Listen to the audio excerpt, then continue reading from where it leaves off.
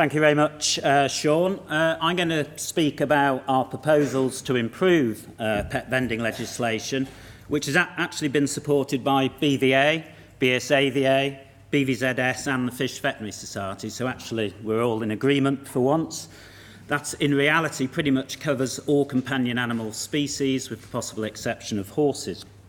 There's been considerable discussion over the past few years within the profession on the best way forward, and we've taken input from all stakeholders after years of rather polarised debate, it has to be said. And cooperation between all stakeholders can only be good for animal welfare.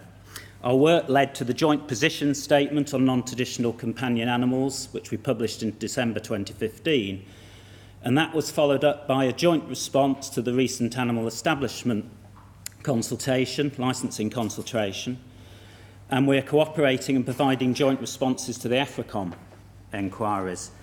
And I think it's really important that by providing a joint response from the profession, we're demonstrating to governments and to the public what we think a reasonable body of the profession thinks is a proportionate and reasonable way forward that's positive for animal welfare. We've got a lot of issues to juggle, of course, to ensure that the pet vending legislation meets the 5 welfare needs. But in reality, there's little difference between the challenges for non-traditional companion animals and the traditional animals in that respect. In other words, although the welfare problems may differ between the species groups, they still exist. And we consider the challenges can be broken down to these 4 areas. And I spoke about source of origin in animals at the London Vet Show. Today I'm going to concentrate, for time reasons, on licensing, education and enforcement. Now I'm going to concentrate on non-traditional companion animals, but we shouldn't isolate this group, as significant welfare problems face society with the more traditional companion animals. For example, we've already discussed the PAWS research that shows that 2.7 million dogs in the UK are not exercised off their lead daily, with over 250,000 not having any exercise at all. And the number of non-traditional companion animals that are abandoned, although it's slowly increasing, is a drop in the ocean compared with the 110,000 dogs that were abandoned in 2014 alone. Illegal puppy imports, pedigree breeding, puppy farms, never far from the media. And if we look specifically at husbandry, there's been a report of a 900% increase in reported cases of diabetes in dogs believed to be associated with obesity. So there are problems with the more traditional companion animals. But that's not to say that we're complacent about the welfare issues facing non-traditional companion animals. They're certainly increasingly available. There is a perception that they might suit modern lifestyles because we're all very time pressured. They don't need exercise, they don't need to go out. That is a perception. They're more available, they're relatively low cost. And technology has led to us to be able to keep these animals better. So they have become far more popular. And as we've already heard, the numbers are difficult to pin down, but even just by dry good and live food sales, there's going to be millions of reptiles in the UK kept in captivity at the moment. And that has undoubtedly led to a proportionate increase in the cases of animal welfare problems that are reported. That was inevitable. And we accept that a lot of these problems arise from a basic lack of understanding of the husbandry requirements on the part of the owner, which is usually due to the fact that the vendor hasn't told them how to look after the animal, even if they knew that in the first place. So, for example, the gecko on the bottom right was put to sleep having suffered from a severe case of metabolic bone disease, probably the most common problem that we see, welfare problem we see in captive reptiles. We see problems with diet, obesity, leading to associated diseases. And if the enclosure isn't correct, we can get behavioural problems and injuries, as is indicated in the dragon at the top. So failure to provide appropriate husbandry is a significant problem in non-traditional companion animals, And this needs to be dealt with, and we believe the way forward is pre-purchase education. And already there are significant initiatives over the past few years. The veterinary associations have been cooperating with the trade to help produce leaflets that will guide people in how to keep these animals.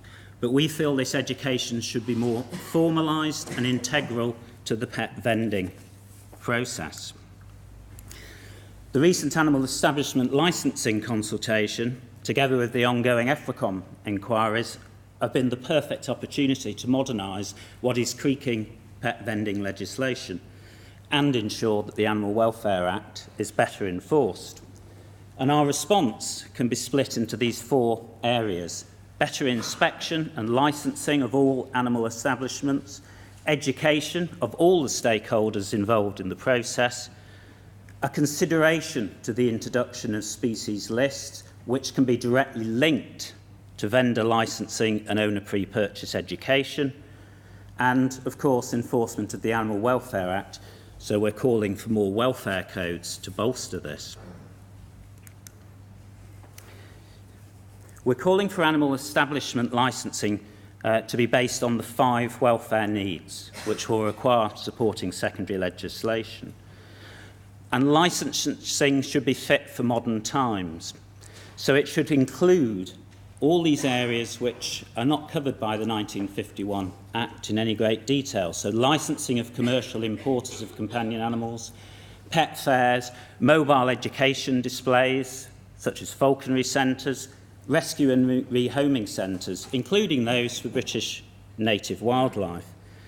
And we think systems should be put in place to monitor and control internet sales. We've heard about the great work that PAG are doing, but we think if there was a simple registration scheme, an online electronic registration scheme that would allow any animal sale to be monitored and traced, it would therefore allow a potential purchaser to assess whether they're buying from a reputable vendor. And we could use HMRC tax guidance to decide what is a hobby and what is in reality a business. Consistency is absolutely vital for the inspection process for pet shops, and at the moment it comes under attack from all parties because local authorities use different methods for the inspection. So we consider there should be a centralised system using agreed model conditions, and the inspection should be proportionate to the type of establishment inspected and the type of species that they are selling. And that needs to have veterinary involvement. That needs to be paramount in designing those model conditions to ensure that we're meeting the welfare needs, and also as part of the inspection, particularly, I think, for non-traditional companion animals. We suggest using the carrot of varying the inspection intervals to help improve compliance. Many of you in here who are veterinary surgeons will be aware of the VMD system for that, but you can have an inspection varying between 1 and 4 years, depending how good you've been. And that certainly encourages compliance because you have to pay per inspection. The food hygiene model is another that could be looked at for these systems. And we consider consideration should be given to setting up more primary authorities like that was set up between the Port of London and OARTA, or even UK sector-led model conditions such as the Kennel Club's canine assured breeder scheme. But most importantly, we think there should be a tiered level of vendor category, a specialist and generalist pet shop, so that not all pet shops will be able to sell all species. It will depend on their experience, and that licensing process can go hand in hand with any list-based system that may be introduced, depending on the vendor's expertise and their experience. So we're talking about education, and we've already heard that it doesn't work. So let's have a look what owners do at the moment prior to buying a pet. Again, PDSA research, 4.5 million owners have accepted they took no research whatsoever prior to going out and getting their animal. And the absolute majority of them underestimate how long that pet's going to live for and how much it's going to cost them.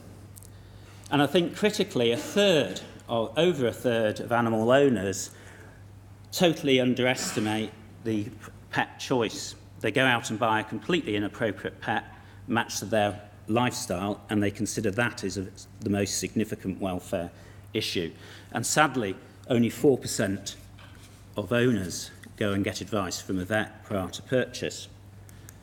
So they're disappointing statistics, and certainly there's a lot of work to be done.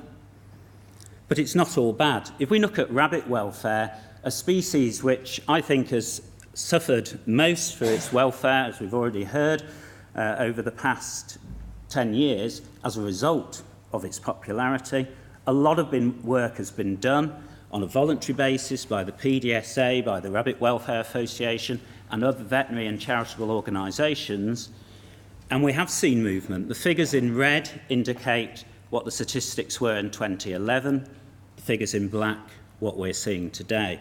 And particularly in respect of diet, this voluntary education is working. It's slow, but it has worked. And we believe if that education becomes more formalised and integral into the pet vending legislation, it will speed up. And it will have the great advantage of making a subsequent enforcement of the Animal Welfare Act easier if people have been given the education at point of purchase. They won't be able to deny they didn't know or they acted reasonably if they fail to meet the welfare needs. So, what education are we talking about? Well, we think as part of the licensing process, retailers should be able to demonstrate they're able to meet the animals' welfare needs for the animal species that they are selling. And they should subsequently be able to deliver, or obligated to deliver, written species-specific pre-purchase information to potential owners.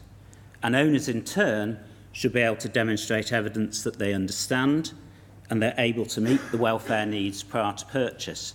And already, over the last decade, I would say, a lot of work has been done in preparing leaflets for caring for these animals, but there's certainly more work to be done, and the veterinary profession can help with that by offering post-purchase checks for non-traditional companion animals and also annual health checks, just as we would for dogs or cats, to preempt problems and to make sure people are following the husbandry guidelines that are required. But how can the profession help to move forward with the education? Well, the BSAVA, BVA and BVZS are already cooperating with the Companion Animal Sector Council to produce a centralised source of freely available information on species-specific husbandry requirements for vendors and for purchasers. And the site will provide flowcharts to help people select pets, very similar to the PDSA's PetWise system, so that people will get an idea of how a pet may correlate with their lifestyle. It will give them an estimate of lifelong keeping costs. Critically, it will have links either to the RCVS Find a Vet page or the BVZS Find a Vet page, so that owners are well aware of a veterinary surgeon who's in their area who will have experience of the pet that they are wanting to keep, so they can seek the appropriate advice and veterinary care. And although the CASP website initially will only provide basic information to ensure owners can fill the welfare needs, we aspire to having far more complex information there to further educate and to inform. And we consider this should be a self-sustaining system, and we aspire to it having some form of online interactive testing on the site. So the owner can undertake a test either in the privacy of their own home or in the pet shop, and some pet shops are already doing this. So they take the test. That could be incentivised by the trade, because on completion of the test it will print out a shopping list, which could then perhaps be discounted, and proof of completion of the test would be required by the purchaser before they took the animal home. And as I say, some pet shops are already following this.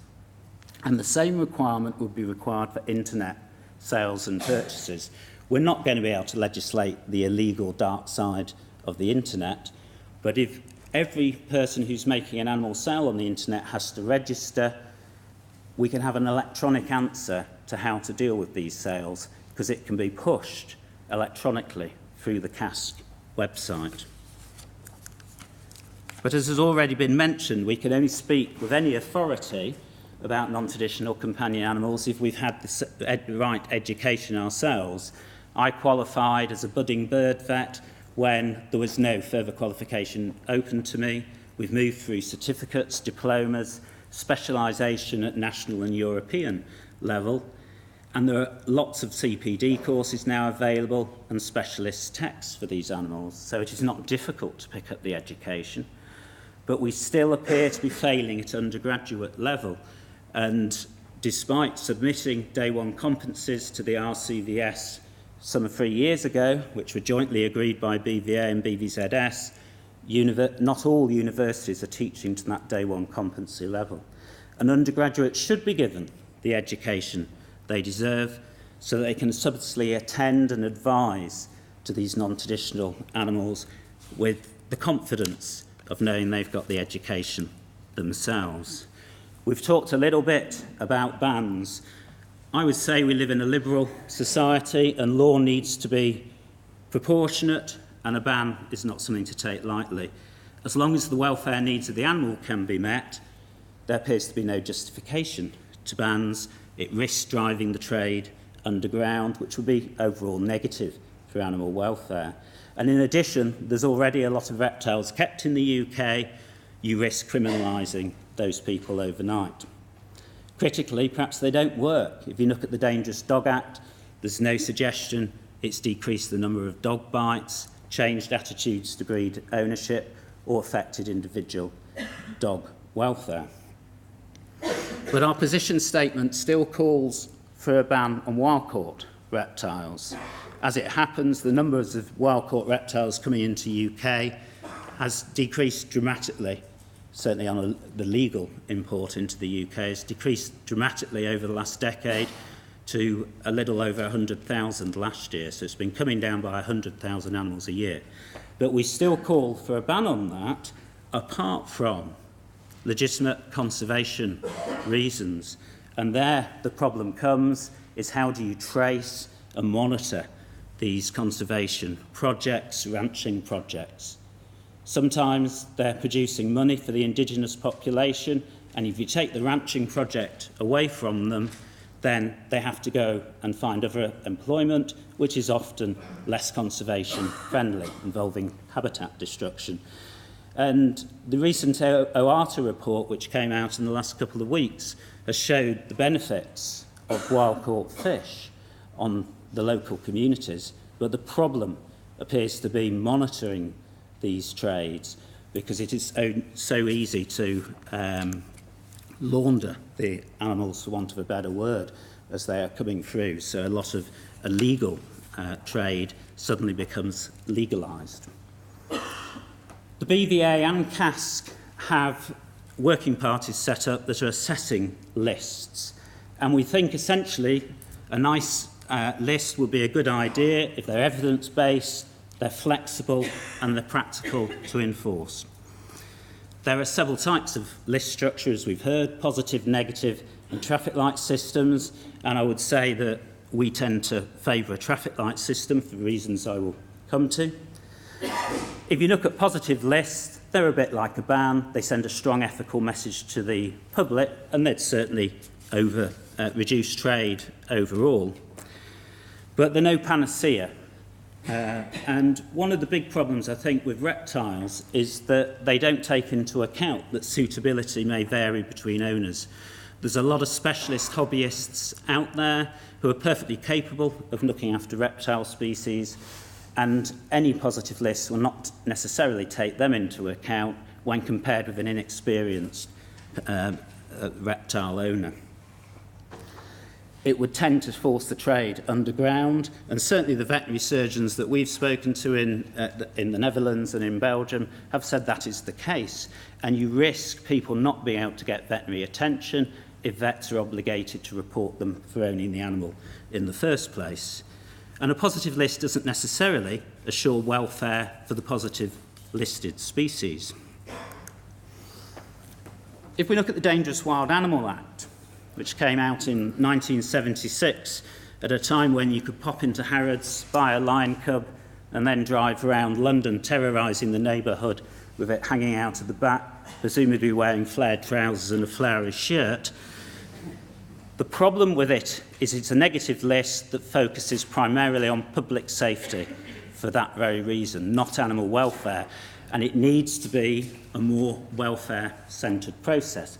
And BVZS went some way to try and achieve this a few years ago by producing a standard template for inspection that would ensure that there was more welfare consideration. And that's been taken up by BVA and subsequently a lot of local authorities. Inspections should be carried out by experienced, suitably qualified veterinary surgeons, perhaps those on the zoo list or with further qualifications in exotic animal medicine, because at the moment it comes into disrepute from animal owners when a vet goes along who doesn't actually recognise what the animal is that they're inspecting for. So it's important to have people with the right qualifications to do it. And we do think it's important that the loophole that allows pet shops to display DWA animals without a licence, as long as they're ostensibly for sale, and even charge admission to go into the pet shop, should be closed with any new pet vending legislation. But most members of the public, with the possible exception of my wife, appear to understand the traffic light colour systems. This is a combination positive and negative list. And we believe any list would be quite useful to become integral in any new legislation and go hand in hand with education for stakeholders. I've already discussed the proposal for a tiered licensing structure for pet shops with respect to the species sold, depending on the complexity of the welfare needs and the vendor's experience. And this tiered approach could quite easily align with a traffic light system, which allows different species to be regulated according to known species requirements. And although I've put the cons that this takes a long time, since we started proposing traffic light systems, an awful lot has happened in the last 6 months, and people are starting to look at the practicalities of setting up these lists. Here is a hypothetical example. You have animals above the red that would always be banned. Most of us would accept that keeping a border collie in a 35-storey block of flats is inappropriate. The same could be said of a dwarf caiman, depending on the size of the bathroom. You could then move down to chameleons, which are a species that have been shown already to have significant, you need experience to keep them, compared with the bearded dragon. They could be amber. But most of us wouldn't argue that you can keep a Labrador or a bearded dragon these days without much specialist knowledge. And that could all be linked through the CASC website. So you could go on, do your test, you've got the green certificate, you can go buy your bearded dragon, buy your Labrador retriever. It will work for all the animal groups. And the frameworks already exist for designing these list systems. Probably the best paper is Scuppy et al. BVA working parties and the CASC working parties are currently working on assessing a practical framework for these lists. But to finish, proper enforcement is the key. But if we force people to get educated before they buy the animal, most of us, as already been said, are trying to do the right thing. So if the education is freely available on the CASC website and you force them onto it, they will get education and welfare will improve simply for that, because people will do the right thing.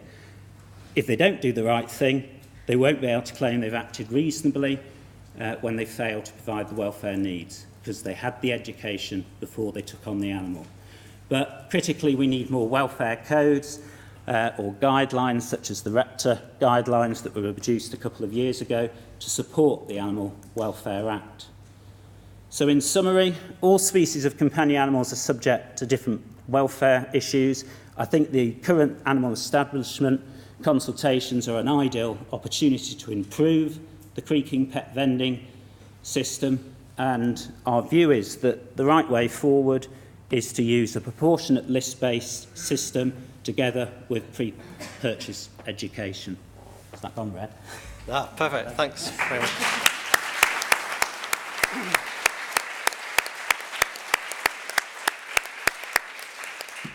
Thank you very much, Stan.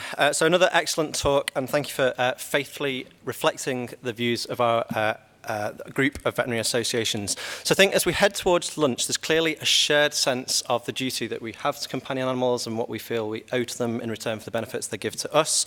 I'd say there's the current view, the collective consensus view of veterinary associations. So if you're a member of one of our associations, if you're a veterinary student about to graduate into a world where that is our collective position, or indeed you're someone like Nancy or Libby who watches the profession for leadership and animal welfare, it would be great to draw from you now whether you feel we're going in the right direction. Are we going too far? Are we not going far enough? Where now, on balance of what you've heard, is the blend, the appropriate blend of education versus legislation? And we'll take the first question just there, please.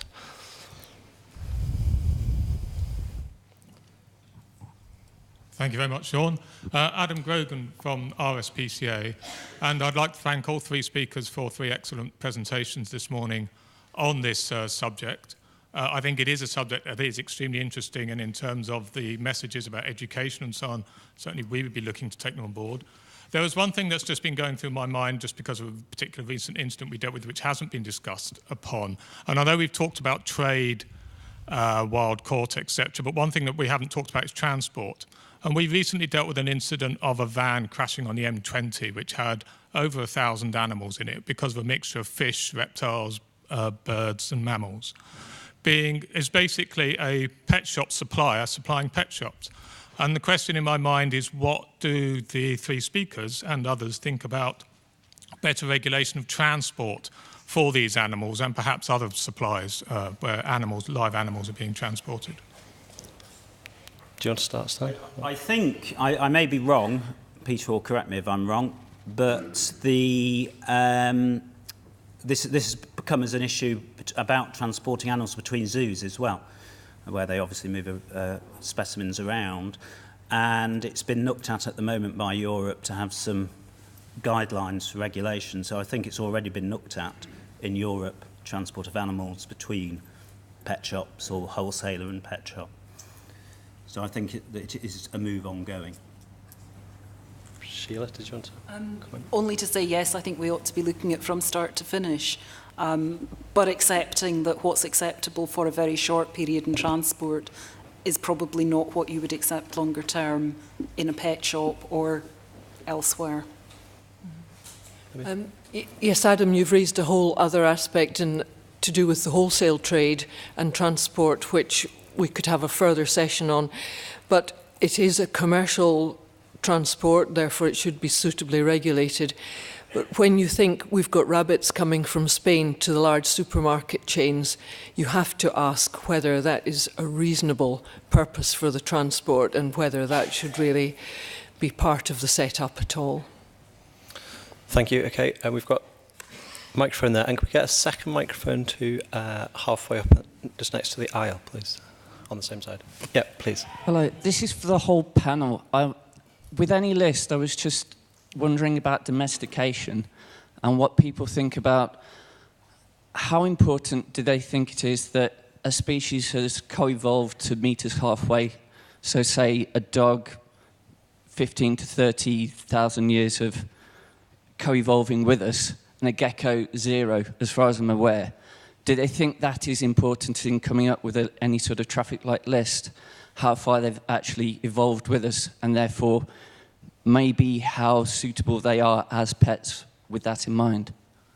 And that's for the whole panel. Anyone want to come in first?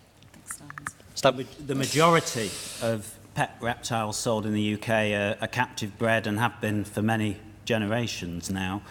So they are becoming increasingly bred into captivity, and that is how they're maintained. I take your point, and it will be where you set the bar on that traffic light list, because the one thing that we wouldn't argue with reptiles, and particularly birds, who we haven't mentioned today, potentially suffer great welfare problems. Parrots, single-kept parrots in cages, but reptiles in particular need specialist environments, almost invariably, and that would affect how you set the list. But having said that, for the green on the list, 75% of reptiles in the UK are sold from one of 6 species currently, and those are all reptiles I would consider were easy enough to keep, assuming you had the right education before you started. Thanks, Dan. Sorry, Libby, do you want to comment? Well, very briefly, I'm always wary of disagreeing with vets when it's to do with animals, but I will anyway. So I would say there is a difference between being tame and being domesticated. And also Simon, I think, was talking about our ability to meet their needs, and I would come back to that solitary meerkat, much loved by a family of humans, being given baths in soapy suds. No way were that animal's natural behaviours and needs being met. But that's where the education comes in. If we look at primates, which also haven't been mentioned much today, the BVZS position, which agrees, I think, to some extent with BVA's position, is solitary primates are a real no-no. Nobody should keep those as pets in the UK. There are private keepers that can keep groups. There's charities that can keep groups, there's zoos that can keep groups, but a solitary primate we are against, and that is an educational thing, the same with your meerkat. Thank you. Sam. Hi, Sam Morgan, BVNA. It was just a comment really that we mentioned about education of veterinary surgeons. It would run true for the same of veterinary nurses as well, and we're quite often in a perfect position either pre or post purchase of these animals to offer proper advice and husbandry to those owners or potential owners as well. Yeah. I agree entirely, and what we did in, I don't work in clinical practice now, but when I did, what we did in our practice was offer post-purchase checks for any exotic, and if we found a problem or the animal had been perceived to have been sold to somebody when it shouldn't have done, we had arrangements with our main clients that they would just take it back. They'd offer a full refund. So there was a cooling off period. Okay, we've got a microphone over there, and then one to David Williams, please, as well. Susie. Yeah. Peter Robinson, practitioner. Are zoos a help or a hindrance? It's not what we're here to discuss today. in the education and encouragement of people to keep exotic pets. I don't think the demand for exotic pets comes from zoos, to be honest. I mean, it comes probably from the media, travel. We're all much more aware of these issues, and I would have thought zoos play a very small part in that. Part of being a zoo and having a zoo licence is you have to educate people about conservation and the animals. And I mean, are close to, based near Chester, and Chester Zoo do an extremely good job at that, and do say for things like primates, these are not pets. They do try to educate. So certainly UK zoos, I think, do a very good job. Okay, we'll keep going back to the audience as much as possible, David. And then Williams, on just there. Cambridge University and AWF rep for the East of England. A great friend of mine, Jill Pearson, a fantastic vet who taught me lots about exotics and teaches now at the vet school, teaches our students about exotics. She started, a fair few years ago, she started a pet shop on the understanding she would only sell to people who showed that they understood, after being trained by her, what to do with the exotics she was selling them. And after 2 or 3 years, she had to close down because it just wouldn't work. And it may be now, I suppose, if everyone sings from the same hymn sheet, that would be fine if all pet shops are going to do the same. But I'm worried that actually there are so many pet shops out there that just would flout that sort of a traffic light system that it's sort of unworkable. But that maybe I'm just being too negative on that front.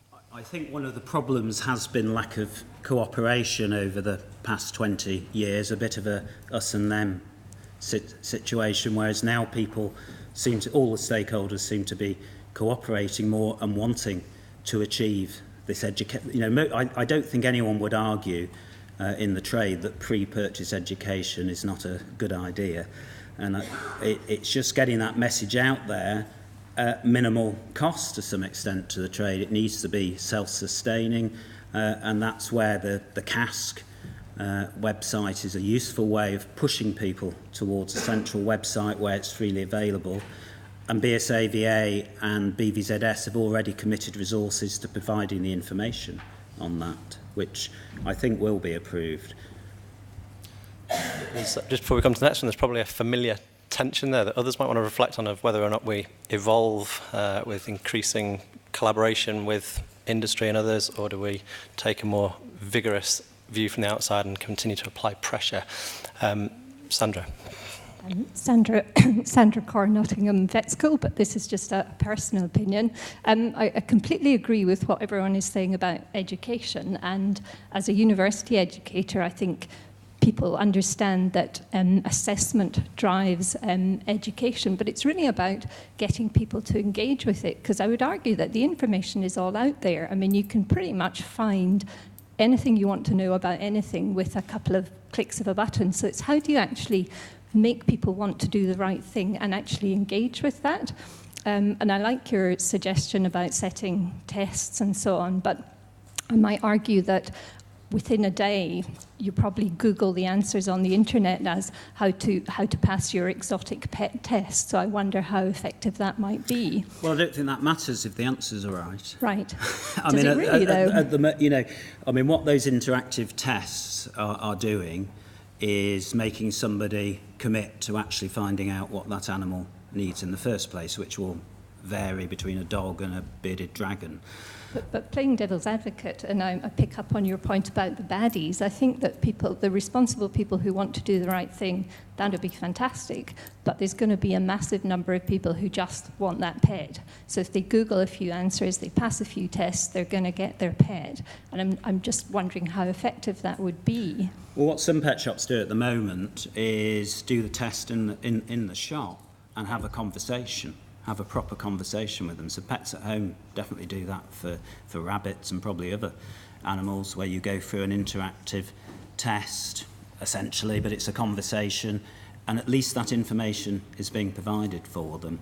And I think it is an electronic solution pushing people to one centralised website, and I think it can only help. You know, there's always going to be people, as we've seen with dogs and cats, which we all think we're perfectly capable of keeping. There's significant welfare issues there. And on the basis, I agree with what everyone said, pets are good for our health and the nation's financial health, then we're just trying to improve the situation.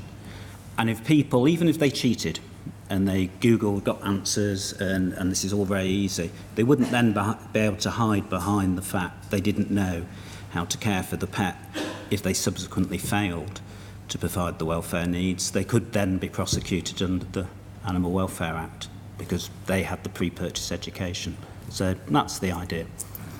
Could I bring Sheila back in just to comment on the relative merits of compulsion versus education? I certainly agree with Stan. I think we need to remember that most people don't deliberately go out to treat animals badly. There are a small minority who do, and whatever we as educators or enforcers or lawmakers do, they will continue. But the majority, if they've gone away and they've Googled the answers and they've discovered that a collie needs more than a 53rd floor bathroom or whatever, then they will then think about it and try to do something a little bit better. So I think I agree with Stan that if they get the right information, however they found it, even if it's just by looking up and reading what the answers should be, for the majority, that will be enough to drive their behaviour in the right direction. Compelling people without explaining why, I don't think works. Law is great if it's enforced, but it needs to be easily enforced, and people need to understand why it is they have to do something. Sandra looks like she's itching to say one more thing. I would consider myself a reasonably sort of educated and socially conscious person, but so I knew, for instance, plastic bags are bad, but until someone actually started charging me 5 pence a bag, I didn't change my behaviour. That might just be me, but I think you need to have some way of making people a little bit more accountable to engage them with what we all hope to achieve. But then the online test is making them accountable because they've got nowhere to hide then. There is an argument, an aspiration that we've discussed of charging for that online test and that being discounted at point of sale, so you pay a £5, a nominal fee. And originally I thought that was a tremendously good idea, because if you're not prepared to pay a £5, then you shouldn't be buying the animal in the first place, and that £5 could go towards helping to enforce. I still, which it can't, because it's considered a tax legally, is my understanding. But certainly if you made a small charge for that interactive test, people have to commit a bit more for it, and it would go towards self-sustaining the system and publicising the system, maybe advertising that if you want to buy a companion animal of whatever type, this is where you need to go for information, and you need to do this before you purchase the pet. So that may go some way to addressing those concerns. Thank you. Well, I can see some gentle nods in the, not because people are nodding off, nods of agreement on that final point as we look to where we may end up in the coming years. I think it is an exciting time. Hopefully, between us, we've reassured you that there is still a keen focus on non-traditional companion animals. I'm sure that the balance of views will be continue to be reflected upon over lunch. For now, I'd just like you to join me in thanking Mike Stanford, Libby Anderson, and Sheila Voris for a great session.